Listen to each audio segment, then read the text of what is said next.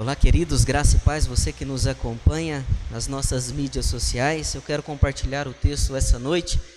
Está em Salmos, capítulo 39. Salmos, capítulo 39. Nós vamos ler apenas os 7 primeiros versículos. Quero convidar você aí para curtir, compartilhar e se inscrever no canal da nossa igreja. Amém?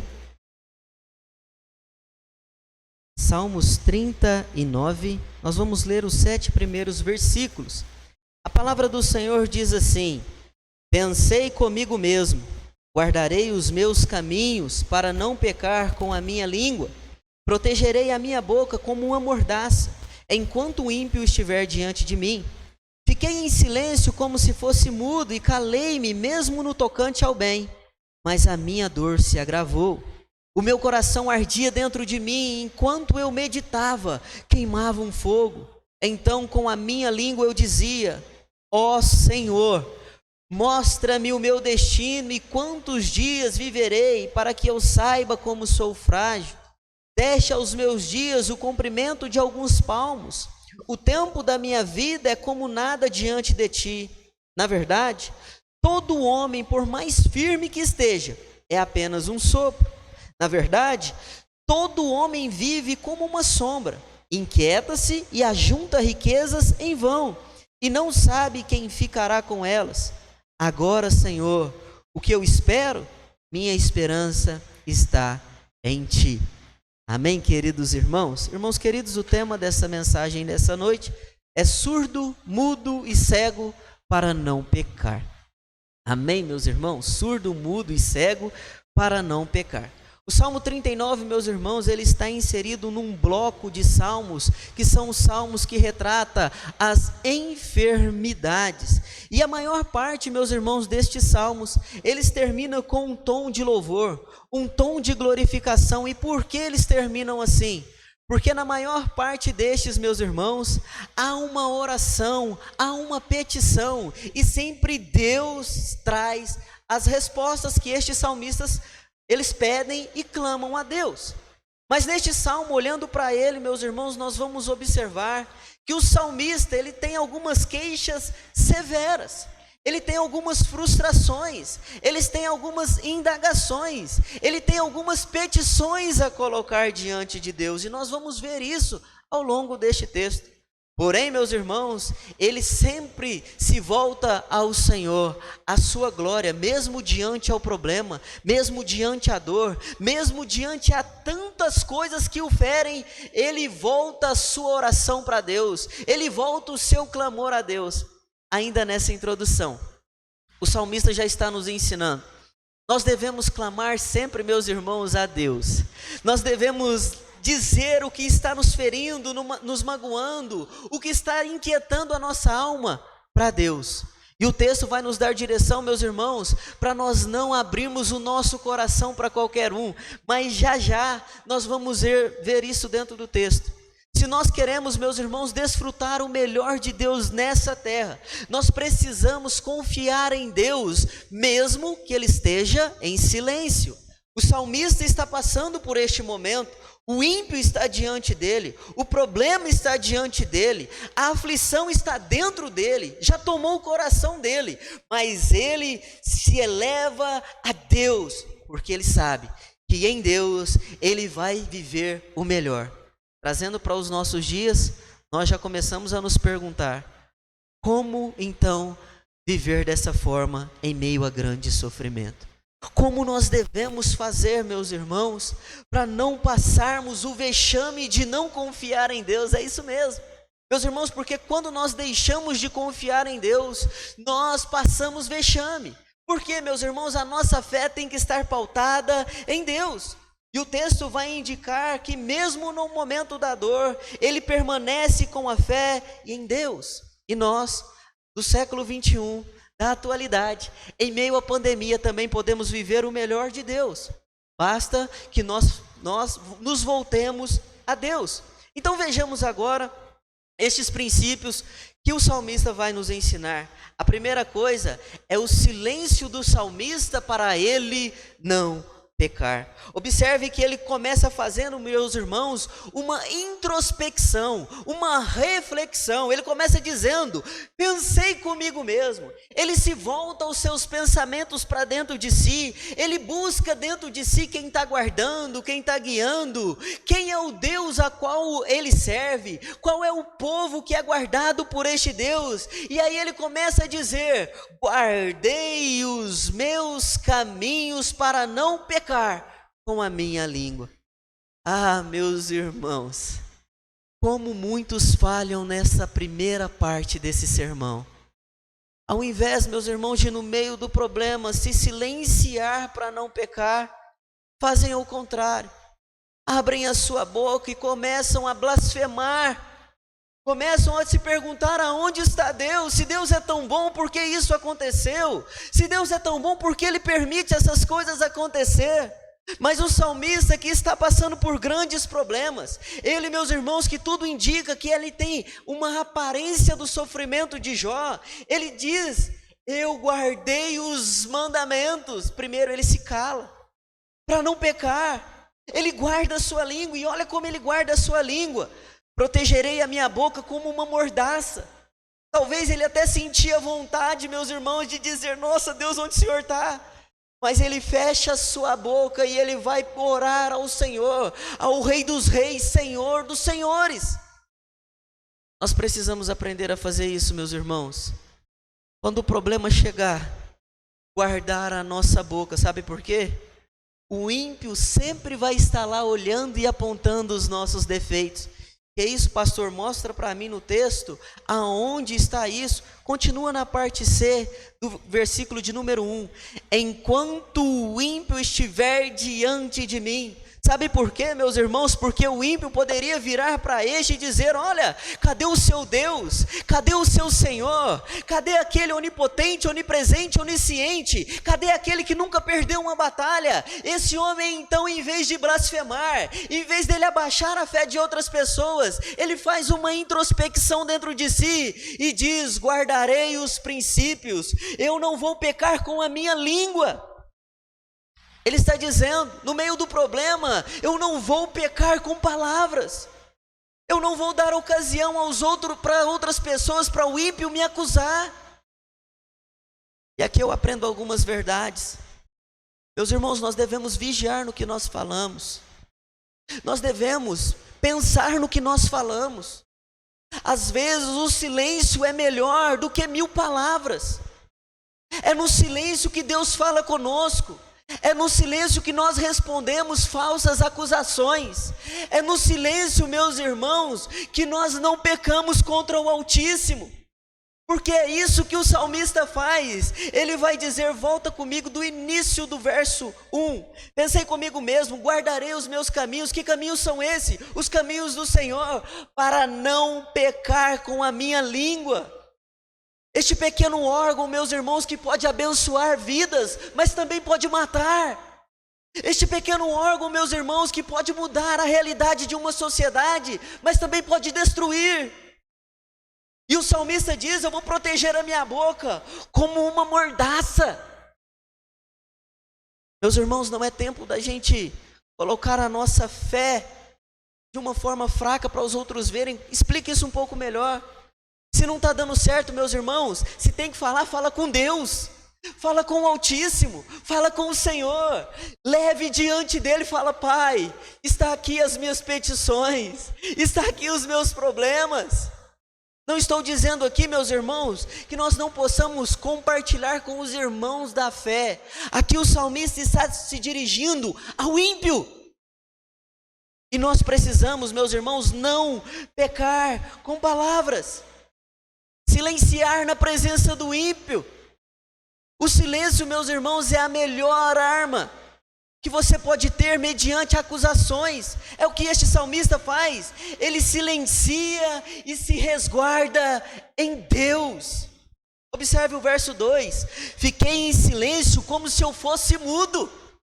Os irmãos acharam interessante, né, o tema, surdo, mudo e cego, para não pecar. Meus irmãos, é o que ele faz. Vou ficar caladinho. Eu acho que numa situação dessa aqui, meus irmãos, poucos aguentaria. Principalmente o pastor Gabriel, porque gosta de falar, rir, brincar. Mas, meus irmãos, o texto bíblico está nos dizendo: fiquei em silêncio como se fosse mudo, calei-me.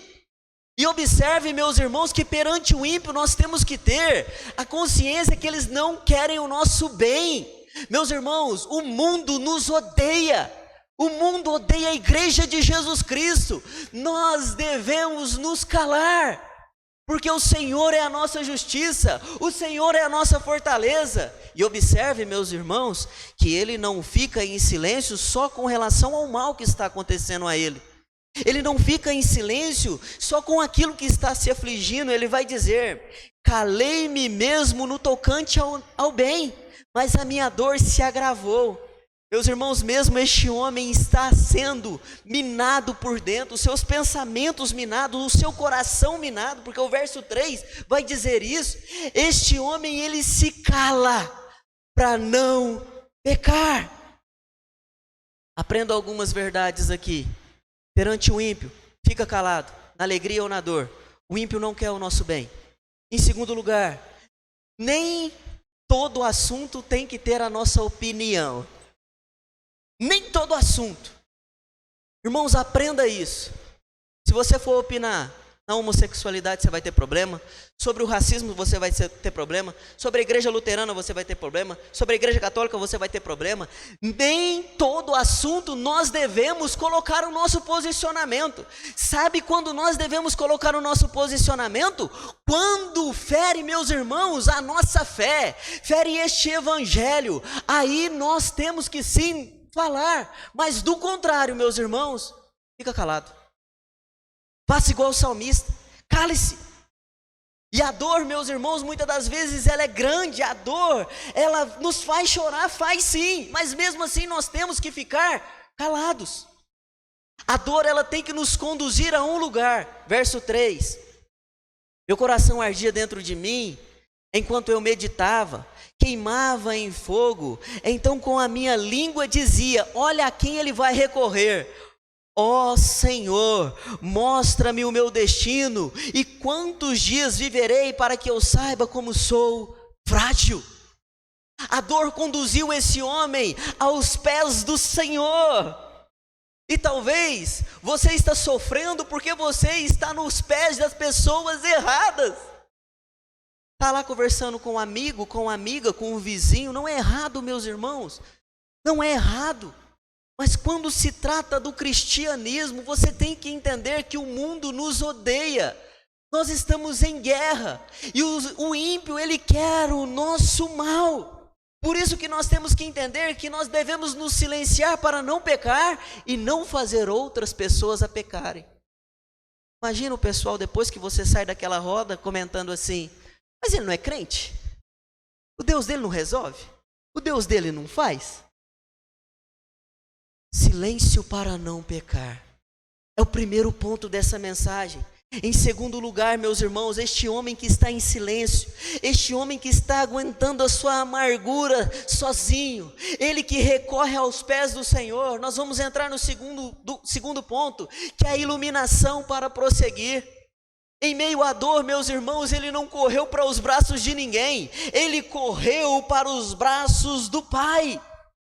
E observe que ele faz alguns reconhecimentos que nós precisamos pensar. Em primeiro lugar, meus irmãos, que ele é frágil. Observe o verso de número 4.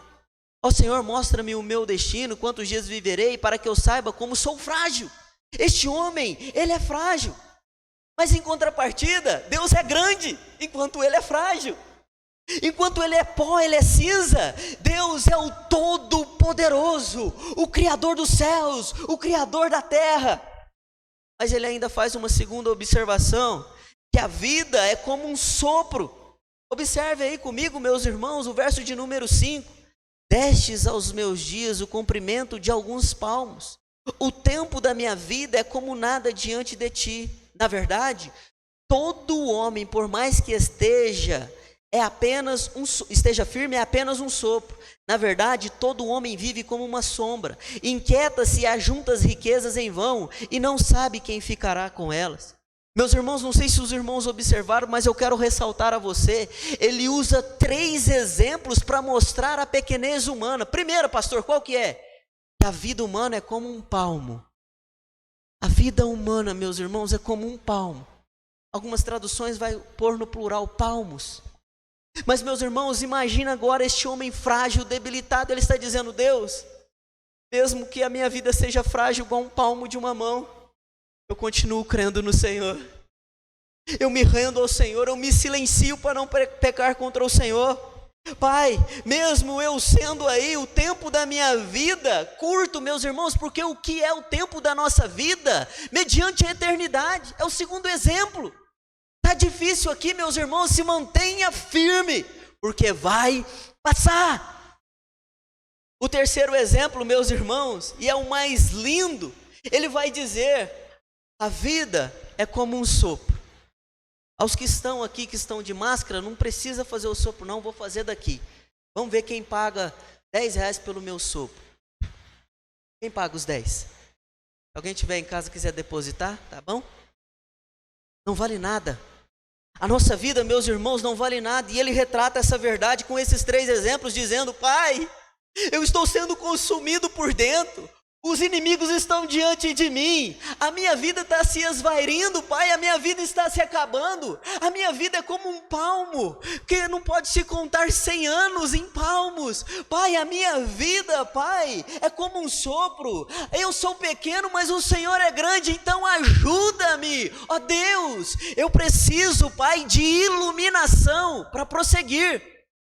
Ele está dizendo: Deus, eu preciso que o Senhor ilumine os meus passos, ilumine os meus caminhos, para que eu consiga, Pai, continuar nesta caminhada.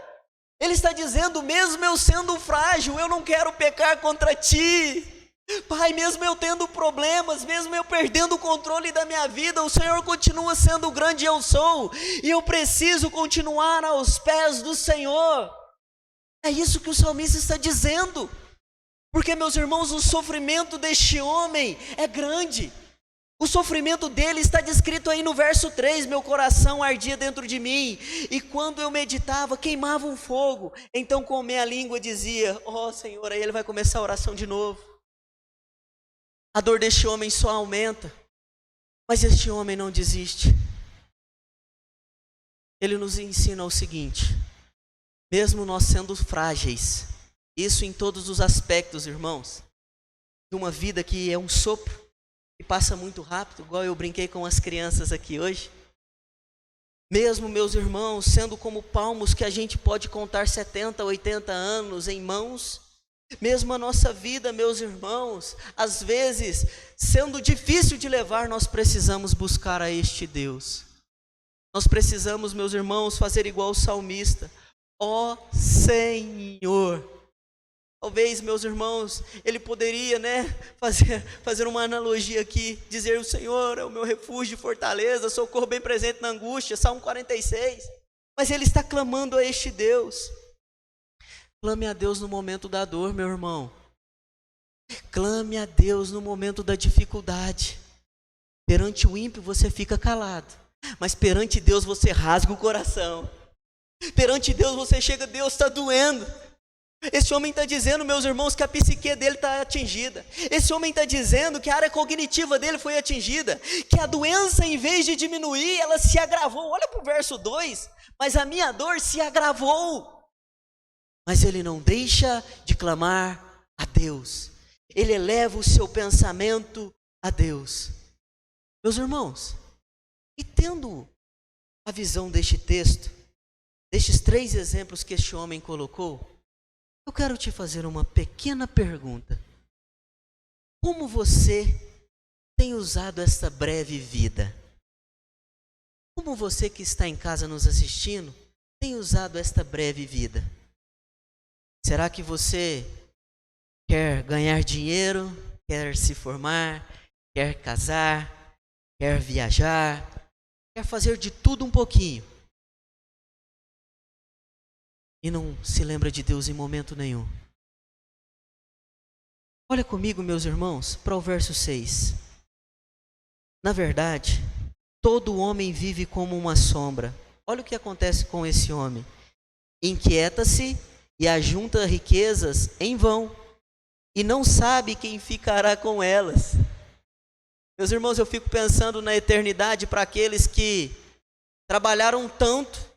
E observe, meus irmãos, que nós temos que trabalhar, tá bom? Não estou dizendo que nós não tenhamos que estudar, não tenhamos que nos preparar. Nós vivemos em um mundo, mas nós não somos daqui. Nós precisamos ajuntar tesouro nos céus. Mas observe através do texto, meus irmãos, que a inquietação no coração do homem é para juntar riquezas, é para juntar as coisas aqui nessa terra. Meus irmãos, quando você conversa com pessoas, algumas delas que estão sofrendo, o seu lado emocional é porque não conquistaram, não conseguiram, não chegaram lá. E aí fala, nossa, eu poderia ter estudado, eu poderia ter feito isso, poderia ter feito aquilo. Eu não tenho casa, eu não tenho carro. Saiu até uma música aí, né? Desse estilo. Mas, meus irmãos, nós temos que pensar o seguinte: a nossa inquietação tem que ser pelo céu, tem que ser na morada celestial, tem que ser para aquele lugar, meus irmãos, onde não há morte, não há choro, não há dor. Isso não nos isenta, meus irmãos, de trabalhar, estudar, conquistar aqui nessa terra. Porque saiba de uma coisa: quando você fechar os olhos para essa vida, eu estiver lá pregando do lado do seu caixão, ou vocês estiverem me velando, o Salmo vai dizer o seguinte: e não sabe quem ficará com elas o quê? Com a casa, com o carro, com os livros, com o contrabaixo. Se o cara é casado com uma mulher bonita igual eu, a gente não sabe quem vai ficar com a mulher, ou não sabe quem vai ficar com o marido. É realidade. Meus irmãos, o salmista está dizendo: eu me calei para não pecar contra ti. Eu preciso de iluminação para prosseguir, Pai, porque eu não tenho os olhos nas coisas dessa vida, mas no Senhor. Meus irmãos, nós precisamos colocar essa visão na nossa vida.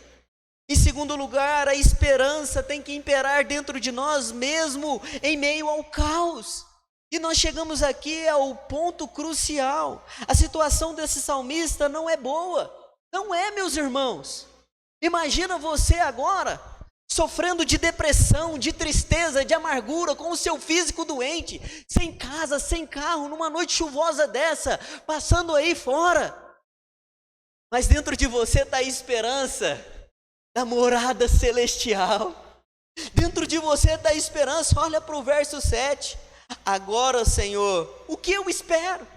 O que eu espero rodeado aí do ímpio diante de mim, doidinho para eu blasfemar, doidinho. O que eu espero, Pai? A minha esperança está em Ti. Irmãos, pega esses códigos dessa noite, pega essas verdades, pega essa chave para a sua vida. Fique em silêncio no problema. Irmãos da fé é diferente, tá, irmãos? Nós abrimos o nosso coração e falamos: irmãos, ora por mim, eu estou precisando. Mas diante de um ímpio, você fica caladinho. O ímpio está diante dele, corpo, alma e espírito afetado. A vida deste salmista está se esvairindo, mas ele coloca a esperança no Senhor. Ele coloca a esperança naquele que pode mudar toda a situação. Em quem você tem colocado a sua esperança? Ah, minha esposa, ela é psicóloga. Abraço para minha esposa, está em casa hoje. Psicóloga. O Zan vai estar ganhando bem, eu não vou precisar nem trabalhar mais. Olha que beleza, né, Ana? A esposa morre. Ah, meu marido. Irmãos, a nossa esperança, não confunda, irmãos, sentimentos com esperança. A nossa esperança tem que estar no Senhor. Irmãos, nós não podemos estar com a nossa esperança no emprego, no carro, na casa. Não, a nossa esperança tem que estar no Senhor. Este homem, meus irmãos, ele está rodeado de ímpios. Lembra de Jó? Estava na mesma situação. O corpo deste homem está sendo atingido, o interior deste homem está sendo atingido, a vida dele está se esvairindo, mas ele coloca a confiança dele no Senhor. Talvez os irmãos estavam precisando ouvir uma palavra dessa, porque os irmãos estão nos dias, não, na verdade os irmãos estão na noite, no período da noite da vida de vocês, onde a lágrima, o choro está sempre diante de você. Ou às vezes o sentimento da morte já entrou na sua vida e levou alguém mesmo da sua família, e você não consegue mais ter a alegria. Volte-se para o Senhor, busque ao Senhor, faça igual este salmista: a minha esperança está no Senhor. Qual é o dilema da sua vida, meu irmão? Qual é o dilema? Por mais pequeno que seja, você precisa meditar nessa palavra e dizer: a minha esperança tem que estar no Senhor. O que tem deixado o seu coração inquieto? A sua esperança tem que estar no Senhor. Faça igual o salmista, faça uma introspecção. No momento da dor: pastor, está difícil mesmo, irmão. Você faz a introspecção: quem morreu na cruz do Calvário? Quem me deu este livro para me conduzir aos céus? Quem está cuidando? Quem está zelando? É esse Deus maravilhoso, Deus Pai, Deus Filho, Deus Espírito. Então, Pai, a partir de hoje eu vou ficar em silêncio para eu não pecar com palavras. Pai, os pensamentos que têm tentado rodear a minha mente, Pai, em nome de Jesus eu repreendo. Eu não quero pecar, Pai. Eu quero estar mudo, cego e surdo para não pecar. Jogue a sua ansiedade sobre Jesus. Esteja em silêncio perante aos nossos inimigos, irmãos, e atente-se a isso. Nossos inimigos são todos que não conhecem a Jesus. Ah, pastor, agora você está desvendando porque lá na minha casa, lá o pau quebra. Meus irmãos, se essa pessoa não conhece Jesus, ela é inimigo da cruz em primeiro lugar. Em segundo lugar, se você está na luz, ela vai querer te entristecer. Este salmista, meus irmãos, ele coloca esta mordaça porque o ímpio está diante dele. Talvez você precisa ter sabedoria no seu lar e ficar calado. Talvez você precisa rever os seus conceitos, porque o mundo nos odeia.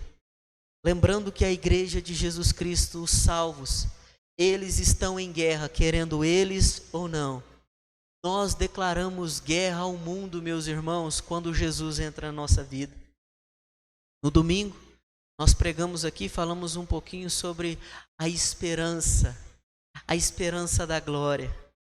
Nós vimos ali Paulo escrevendo a Tito, dizendo: olha, meu filho, a nossa esperança tem que estar lá, tira os olhos daqui, viu? Também essa noite, eu quero dizer a mesma coisa para você. Perante os inimigos, fique em silêncio. Peça a Deus que Ele traga a iluminação para você continuar prosseguindo, para você continuar lutando, para você continuar desenvolvendo seus dons e talentos. Em terceiro lugar, coloque toda a sua esperança. Em quais, pastor, setores da minha vida? No casamento, no tratamento com os filhos, no tratamento com os amigos. Talvez a sua esperança é que eles também sejam alcançados pelo amor, pela graça. Coloque a esperança em Deus, que Deus pode também solucionar este ponto da sua vida. O salmista, meus irmãos, nos deixou 3 verdades nesses primeiros 7 versículos que nós precisamos meditar e colocar em prática. O silêncio perante os inimigos, iluminação para prosseguir neste caminho tão difícil que é um mundo, de tristeza, assolações. Hoje nós ouvimos pedidos aqui de famílias em luto, irmãos com Covid. Mas nós precisamos continuar segurando na mão de Jesus e falar: Jesus, segura na minha mão porque eu sou fraco, Pai. Eu quero forças para prosseguir. Em terceiro e último lugar, toda a nossa esperança colocada no Rei dos Reis, Senhor dos Senhores. Amém, meus irmãos?